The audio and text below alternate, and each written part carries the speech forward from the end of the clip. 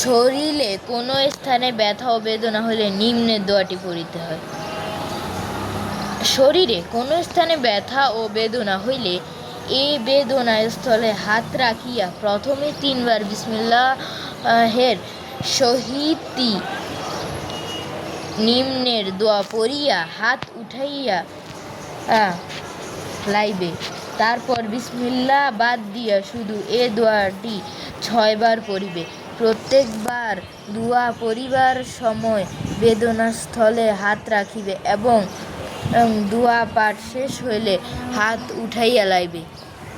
দোয়াটি হলো আউযু বিইজ্জাতিল্লাহি ওয়া কুদরাতিহি মিন শাররি মা আজিদু ওয়া উহাযিরু।